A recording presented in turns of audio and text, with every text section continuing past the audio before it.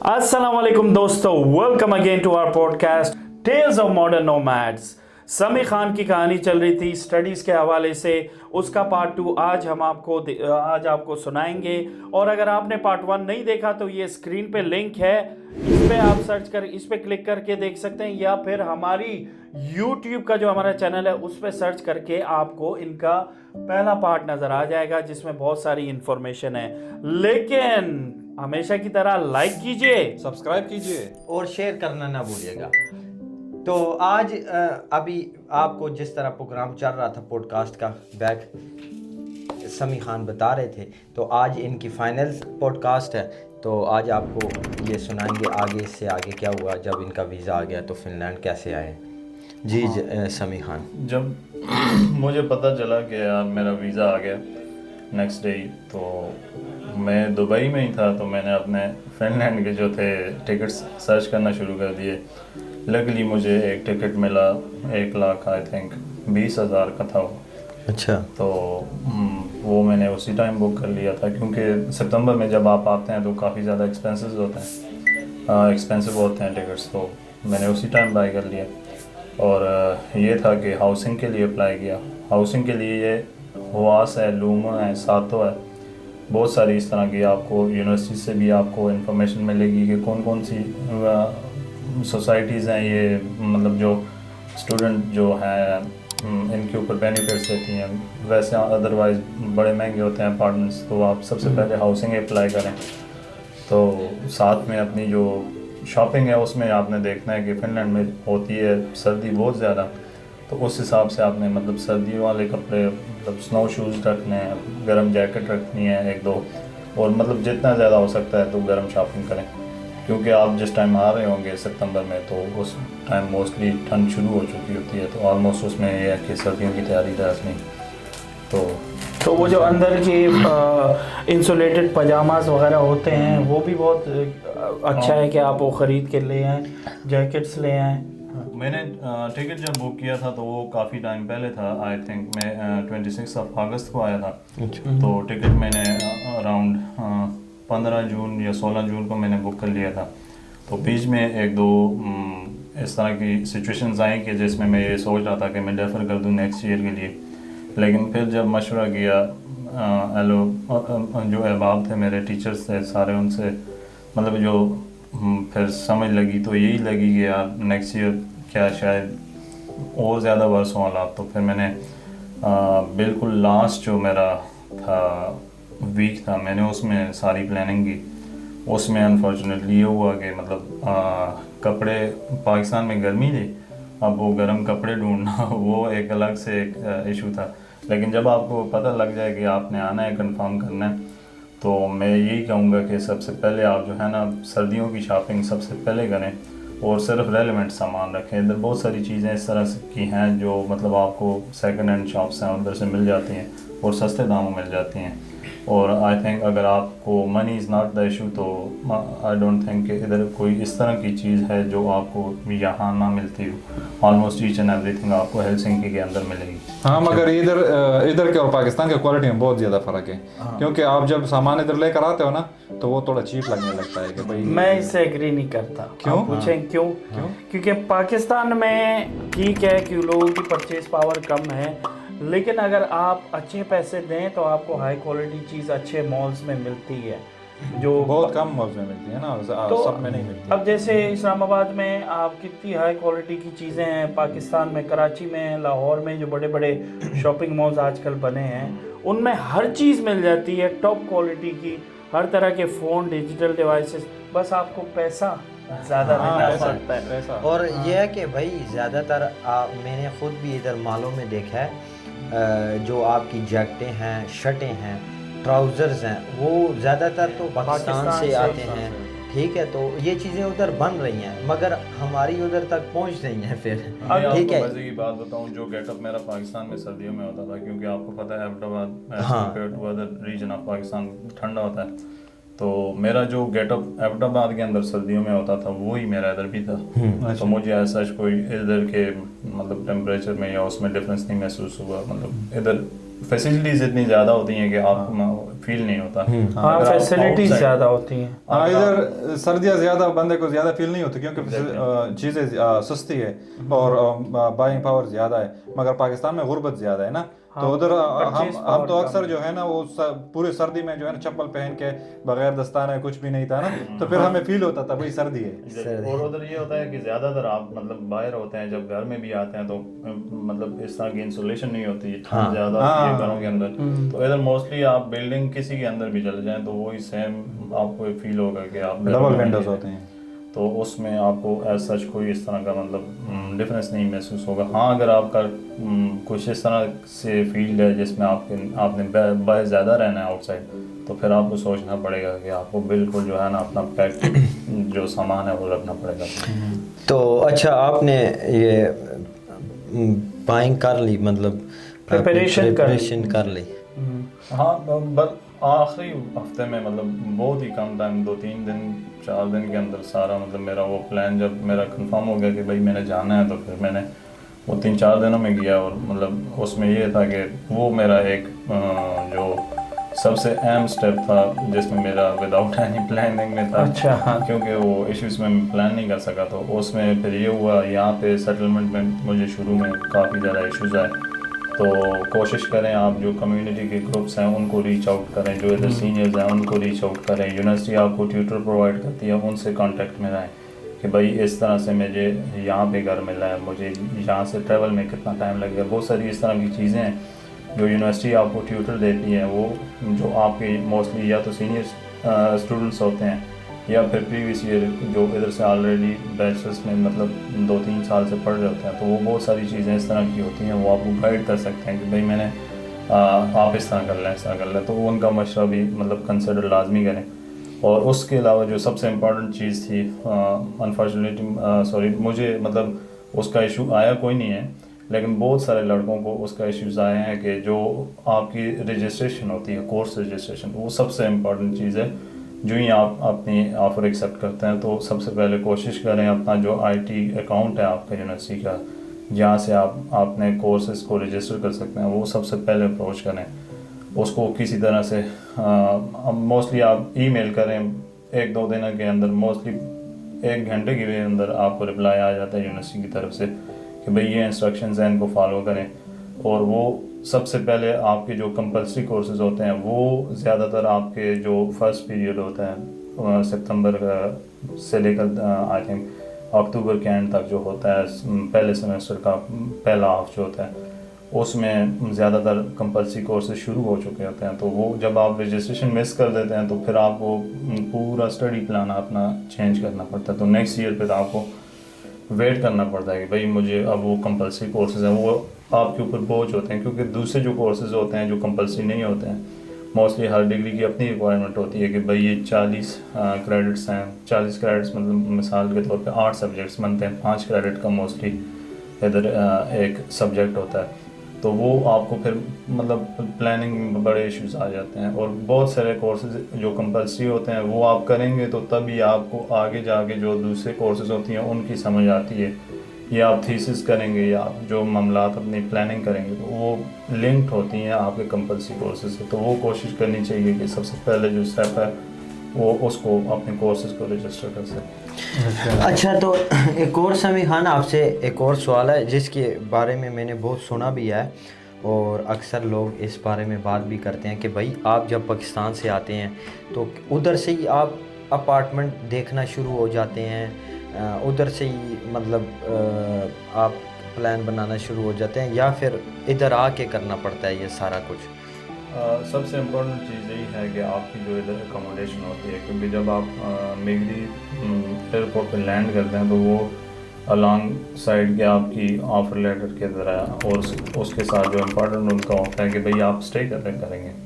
तो आपके पास ऑफ़र नहीं होती तो बहुत सारे मतलब इश्यूज़ आपके लिए बन सकते हैं। यूजुअली आपके साथ होटल्स का भी ऑप्शन होता है, लेकिन वो बहुत ज़्यादा एक्सपेंसिव होता है। नए आने वालों के लिए वो कन्वर्जन भी चल रही होती है, भाई मतलब 3,000 मतलब 10 यूरो का तो आपको पर नाइट मिलेगा ही नहीं आई थिंक कहीं पे।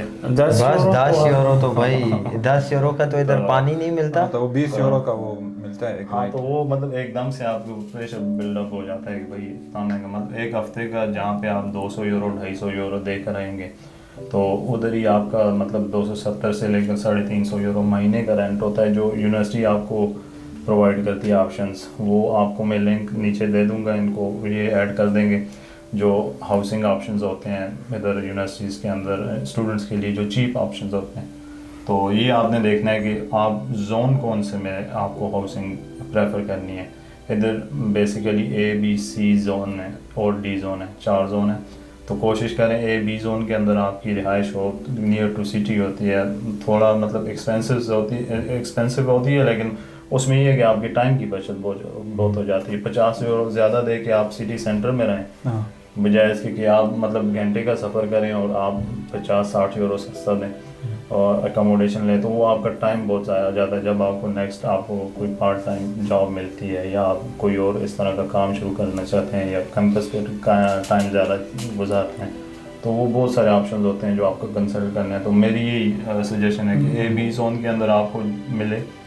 हेलसिंकी की मैं बात करूँ, अदरवाइज़ मतलब यूनिवर्सिटी के राउंड अबाउट मतलब आपको 6 से 7 किलोमीटर मैक्सिमम रखना चाहिए एरिया, ताकि कैंपस से आप देख लें गूगल मैप्स के ऊपर कौन कौन सी लोकेशंस अवेलेबल हैं 6 से 7 किलोमीटर के दरमियान, तो वो काफ़ी ज़्यादा ईजी है। अच्छा, एक सवाल मेरा भी है कि आप ये लोग जो है ना जब इधर आते हैं वो समझते हैं कि भाई बहुत सारे यही माइंड सेट होता है कि भाई हमें जो है ना गवर्नमेंट कोई ना कोई फाइनेंशियल सपोर्ट देंगे, तो इसके बारे में थोड़ा बताएं व्यूअर्स को। मेरे जानने वाले कुछ ऐसे लोग हैं जो 2007-8 से लेकर 13 के दरमियान आए हैं, तो उस टाइम पे कुछ ऑप्शंस थे जिसमें गवर्नमेंट आपको सपोर्ट करती थी, क्योंकि आपको पता है उस टाइम फिनलैंड के हालात बहुत ज़्यादा अच्छे थे।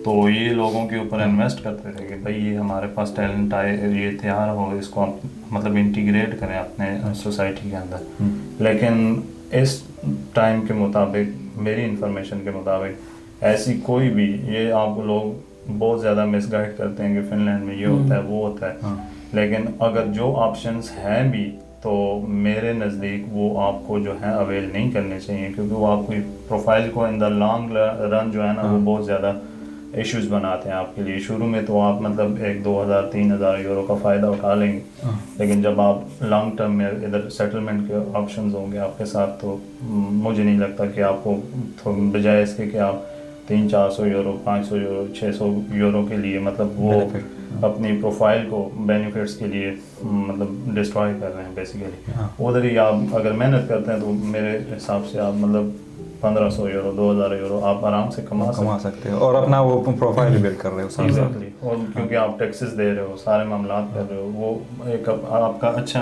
पोर्टफोलियो जाता है। यहाँ मैं एक चीज़ ऐड करूँगा जो अकोमोडेशन के हवाले से बताया इन्होंने। हर फिनलैंड के हर शहर में स्टूडेंट हाउसिंग होती है और स्टूडेंट विलेजेस टाइप की रेजिडेंशियल एरियाज़ होते हैं। तो अब सबसे ज़्यादा मुश्किल है इस ऊसीमा रीजन में, हेलसिंकी एस्पोवांता रीजन में अकोमोडेशन हासिल करना। और इसका सबसे बड़ा रीज़न ये है कि जो स्टूडेंट्स अपार्टमेंट होते हैं उनकी प्राइसेस वो सब्सिडाइज्ड होते हैं, तो उनकी प्राइसेस में बहुत ज़्यादा फ़र्क होता है प्राइवेट और दूसरे कंपनीज़ की अकोमोडेशन से कंपेयर किया जाए तो पाकिस्तान आने से पहले अगर आपका स्टडी या राइट्स आपको मिल गया, वीज़ा आ गया, तो आप अकोमोडेशन देखें। आपको आपकी यूनिवर्सिटी भी जो है वो स्टूडेंट हाउसिंग जो रिलेटेड है उस सिटी में, वो उसका आपको लिंक सेंड करेगी। आप अप्लाई करेंगे, ऑनलाइन एप्लीकेशन देंगे, उसका डिपॉज़िट जमा करेंगे और आपकी अकोमोडेशन वहाँ पे कंफर्म हो जाएगी। फिर आपका स्टूडेंट ट्यूटर जो है आपका की कलेक्ट करेगा और जब आप उससे कांटेक्ट में रहेंगे और जब आप लैंड करेंगे तो वह आपको आपकी सारी अकोमोडेशन के बारे में गाइड करेगा। तो इसी तरह ही मेरे अपार्टमेंट की कीज़ थी वो मेरी ट्यूटर थी, उन्होंने कलेक्ट की। यूजली उनकी रिस्पॉन्सिबिलिटी नहीं होती, लेकिन वो आपके साथ मतलब आप उनसे डिस्कस कर सकते हैं। वो उनको अगर उनकी अवेलेबिलिटी है तो वो आपकी कीज़ कलेक्ट कर सकते हैं। तो मोस्टली जो पाकिस्तानी अगर आपको ट्यूटर मिल जाए हाँ। वो तो बहुत ही अच्छा हो जाता है आपके लिए, मतलब कमरे में वो मैट्रेस भी लेकर रख देगा, फर्स्ट नाइट आप आ जाए सुकून से बैठें, बहुत सारी चीज़ें वो ऑलरेडी, क्योंकि मेरे जानने वाले हैं जो ट्यूटर थे, उन्होंने काफ़ी ज़्यादा हेल्प आउट की लड़कों की। और जो जब हम आए थे उनके जो ट्यूटर पाकिस्तानी थे तो उनके लिए भी काफ़ी मतलब आसानियाँ थी, लेकिन मेरे जो ट्यूटर थे वो मेरे दोनों फिनिश थी, तो वो ये था कि थोड़ा एक लैंग्वेज बैरियर भी आ जाता है आपका, और बीच में थोड़ा एक वो कल्चर भी आ जाता है। जब मैं उनसे इस तरह की चीज़ें सवाल पूछता था तो वो थोड़ा awkward भी हो जाता था कि यार ये किस तरह की, वो फिर मुझसे एक्सप्लेनेशन चाहती है, यार ये तुमने ये बात पूछी थी। अच्छा। तो फिर वो लेकिन बहुत अच्छा एक्सपीरियंस था, बहुत अच्छा। तो स्टूडेंट ट्यूटर के बारे में बताएं, इसका मकसद क्या होता है, इसका क्या एक्सपीरियंस रहा आपका? स्टूडेंट ट्यूटर बेसिकली यूनिवर्सिटी एक या दो बंदे आपके जो बैच होता है इंटरनेशनल स्टूडेंट्स का उनके लिए मुख्तस करती है, उनको पे करती है, इतना ज़्यादा भी नहीं पे करती, इतना कम भी नहीं। तो ऐसा पॉकेट मनी आपको हाँ, गाइड करने के तो लिए? वो आपको गाइड करेंगे, आपका जो ओरिएंटेशन सेशन होगा वो आपको बताएंगे भाई डे बाई डे आपका क्या प्लान होगा, आपको सिटी घुमाएंगे, आपको सारे एरियाज एक्सप्लोर करवाएंगे। मतलब उनका काम ये है कि आपको ना इधर सेटलमेंट में आसानी करना, आपको एरियाज दिखाना, आपकी मतलब इधर जितनी पॉसिबल हेल्प है वो करना। अच्छा। उसमें प्रैक्टिकली क्या मतलब बैंक अकाउंट खुलवाने में ये इमिग्रेशन वो एग्जैक्टली हाँ, माइसराती ये इस तरह से है कि जब अगर पॉसिबल हो सके आपका तो आप कोशिश करें ओरिएंटेशन से 3-4 दिन पहले आएँ और अपनी जो ओरिएंटेशन वीक है वो उसको लाजमी अटेंड करें। अगर आप ओरिएंटेशन वीक अटेंड करते हैं, जिस तरह मैं आया था, मैं जब पहला मेरा दिन था ओरिएंटेशन का, मैं उस दिन लैंड किया, वो मुझसे मिस हुआ। उसमें ऐसा इतना कुछ भी नहीं था, सिटी का टूर था, लेकिन ये था कि नेक्स्ट डे हमारा एक सेशन हुआ जिसमें हमारा वेलकम हुआ, ओवरऑल द यूनिवर्सिटी की सोसाइटीज़ थी, सारा कुछ उसमें ओरिएंटेशन सेशन में। और उसके बाद नेक्स्ट डे जो था वो डिपार्टमेंट की तरफ से एक वेलकम था, लेकिन उस वेलकम के जो ही बाद ख़त्म हुआ घंटे बाद हमें यूनिवर्सिटी के दूसरे कैंपस में हमें ट्यूटर के साथ चले गए हम लोग। तो उधर जाके हमारा जो DVV थी, लोगों को आके अपॉइंटमेंट लेनी पड़ती है महीना 2-2 महीने, क्योंकि स्टूडेंट्स आ रहे होते हैं बहुत ज़्यादा। कुछ तो लोग तो ऐसे होते हैं जो सुबह 4 बजे जाके DVV की लाइन में लग जाते हैं, और वो जो वॉक इन पे आई थिंक 10 से 15 बंदे, अब मुझे एग्जैक्ट नंबर याद नहीं है, लेकिन जो पहली लाइन में जो 10 से 15 या 20 बंदे होते हैं समटाइम, मतलब इतने ही कुछ नंबर होता है, उनको वो करते हैं फैसिलिटेट। अदरवाइज जिनकी अपॉइंटमेंट होती है मोस्टली उन्हीं को। तो DVV की अपॉइंटमेंट मिलना भी आपको मतलब 15-20 दिन लग जाएंगे। और हाँ, लाजमी रखें अपने साथ एक अपना क्रेडिट कार्ड या डेबिट कार्ड, जो पाकिस्तान से आप इधर हैं, क्योंकि मोस्टली आपने देखा है कैश एक्सेप्ट नहीं होती है इधर। हाँ। तो कोशिश करें अपना रेवोलूट या आपका वाइज या पेपाल या जो भी आपका इंटरनेशनल कार्ड हो, पाकिस्तानी कार्ड भी इधर चलते हैं, लेकिन वो इस सिनारियो में रखें जब कोई आपके पास ऑप्शन अवेलेबल ना हो। एजाज भाई अभी आपको बताएंगे ये DVV का क्या मतलब है और ये किस काम आती है और इधर क्या वो कंट्रोल करते हैं। असल में DVV जो है ना, ये इधर का एक सिस्टम है जिधर आप इंदराज करते हो, जिस तरह हम उधर नादरा में इंदराज करते हैं और कार्ड वगैरह रिसीव करते हैं ना, NIC वगैरह, तो इस तरह इधर का DVV जो है ना आपको ज़रूर ये मस्ट है, यानी करना पड़ता है सबको। तो ये इसमें अपना एड्रेस रजिस्टर कराना बहुत ज़रूरी है, क्योंकि ये आपके वीज़ास के लिए सबसे अहम चीज़ है कि आपका एड्रेस होना लाजमी है। अगर आपका एड्रेस नहीं होगा तो फिनलैंड में आपके दिन डेज जो आप इधर रह रहे हैं वो काउंट नहीं होंगे, अगर आपका एड्रेस DVV में नहीं, और ये इलीगल भी है, और ये इलीगल भी है। हाँ। तो इस बारे में बहुत ख्याल रखें। जैसे ही आप पहुँचें, सबसे पहला काम जिस तरह समी खान ने बताया कि भाई अपनी अकोमोडेशन का हल पाकिस्तान से करके आएँ, और जैसे ही आए साथ में इन्होंने बताया कि भाई अपना बैंक अकाउंट्स और DVV के मामलात ये बहुत सबसे पहले हल करें, ये बहुत इम्पोर्टेंट है। DVV आपकी रजिस्टर होगी, उसके बाद आप पुलिस कार्ड के लिए पुलिस स्टेशन आपको जाना पड़ेगा।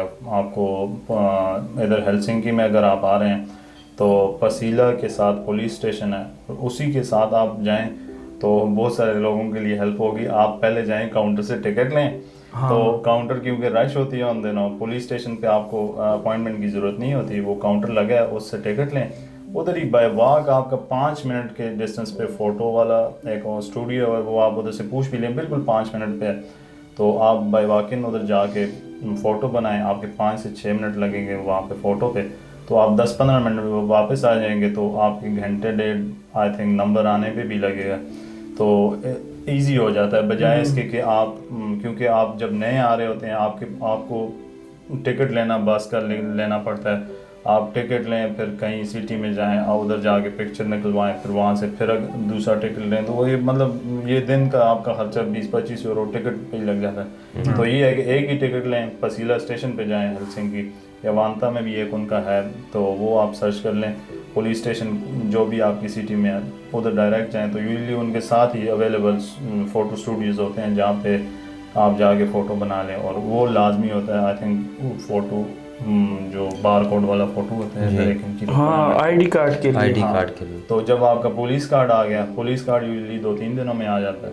पुलिस कार्ड आपका जो ही आ गया, तो उसके बाद आप बैंक अकाउंट की एस बैंक की बैंक है, अब तो उन्होंने आई थिंक इंग्लिश में भी लॉन्च कर दी एप्लीकेशन इंग्लिश में। हाँ। तो एस बैंक की जो है उसकी कोई फ़ीस नहीं है, उसमें आप बाय वॉक इन भी जा सकते हैं, आपको किसी अपॉइंटमेंट की ज़रूरत नहीं है। आप अगर नार्डिया लेते हैं तो नार्डिया मेरे केस में ये था कि आपको अपॉइंटमेंट लेनी पड़ेगी पहले कि भाई मुझे अपॉइंटमेंट चाहिए बैंक अकाउंट खुलवाने के लिए। वो फिर जो अपॉइंटमेंट देंगे आपको उस दिन जाना पड़ेगा। वो रश की वजह से, क्योंकि स्टूडेंट्स बहुत ज़्यादा आ रहे होते हैं, तो मे भी पॉसिबल है कि आपको अपॉइंटमेंट लंबी मिल जाए। तो प्रेफर करूँगा कि आप एस पांकी में जाएँ, उसी दिन जब आपका पुलिस कार्ड आ जाए तो बैंक अकाउंट आपका बन जाए। तो इधर बैंक अकाउंट आपका सबसे इम्पोर्टेंट चीज़ है, क्योंकि ये आपको एक यूज़र आईडी देते हैं जो आपकी वेरिफिकेशन के लिए हर डिपार्टमेंट में जहाँ भी आप जाएंगे, टैक्स डिपार्टमेंट में जाएंगे, पुलिस में जाएंगे, ट्रैफिक काम में जाएंगे, लाइसेंस कन्वर्ट करेंगे, जो भी करेंगे आप काम, फिनलैंड के लिए बैंक अकाउंट मस्ट है। जितना जल्दी हो सके अपना बैंक अकाउंट रजिस्टर करें यहाँ पे। वो ऑनलाइन आइडेंटिटी है, उससे आप जो भी ऑनलाइन काम करेंगे पहले आपको आइडेंटिटी प्रूफ करनी पड़ेगी। तो फिर और एस बैंक जो है वो है भी फ्री, उसकी कोई सर्विस फीस नहीं है। स्टूडेंट्स के लिए मोस्टली बैंक्स जो होते हैं वो फ्री होते हैं। जिस तरह मेरे नार्डिया में ये था कि 5 यूरो महीने की फ़ी काटते हैं सब्सक्रिप्शन। तो वो ये था कि अगर आप स्टूडेंट सर्टिफिकेट अपलोड करते हैं तो वो आपकी वो भी माफ़ हो जाती है। अगर आप अंडर 30 हैं और स्टूडेंट हैं तो आपके लिए किसी बैंक की कोई भी फ़ीस नहीं है।